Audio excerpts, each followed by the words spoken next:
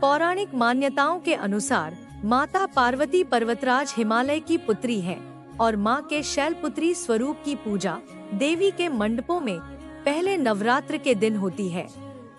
शैल का अर्थ है हिमालय और पर्वतराज हिमालय के यहाँ जन्म लेने के कारण इनका नाम शैलपुत्री पड़ा।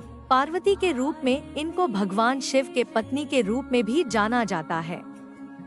नवरात्रि के पहले दिन मां शैलपुत्री की पूजा विधि विधान के साथ की जाती है।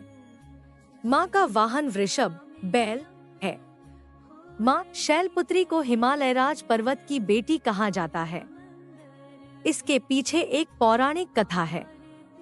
एक बार प्रजापति दक्ष सती के पिता ने यज्ञ के दौरान सभी देवताओं को आमंत्रित किया। उन्होंने भगवान शिव और सती को निमंत्रण नहीं भेजा, लेकिन सती बिना निमंत्रण भी यज्ञ में जाने को तैयार थी। ऐसे में भगवान शिव ने उन्हें समझाया कि बिना निमंत्रण यज्ञ में जाना ठीक नहीं, लेकिन सती नहीं मानी तो भगवान शिव ने उन्हें जाने की इजाजत दे दी। सती पिता के यहाँ बिना निमंत्रण पहुँच गई और उन्हें वहाँ बिना बुलाए मेहमान वाला व्यवहार ही झेलना पड़ा।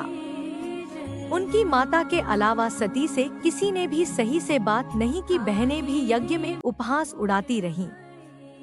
इस तरह का कठोर व्यवहार और अपने पति का अपमान वे बर्दाश्त नहीं कर सकीं और क्रोधित हो गईं। इसी क्षोभ, ग्लानि और क्रोध में आकर उन्होंने खुद को यज्ञ में भस्म कर दिया।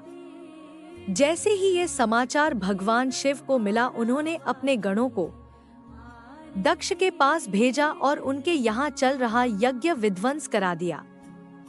फिर अगले जन्म में उन्होंने हिमालय की पुत्री के रूप में जन्म लिया, जिन्हें शैलपुत्री कहा जाता है।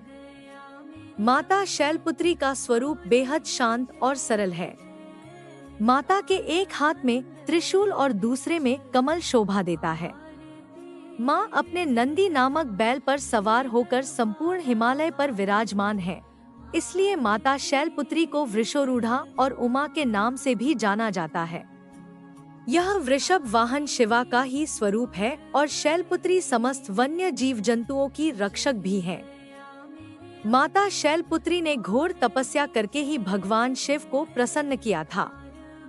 शैलपुत्री के अधीन वे समस्त भक्तगण आते हैं जो योग, साधना, तप, अनुष्ठान के लिए पर्वतराज हिमालय की शरण लेते हैं।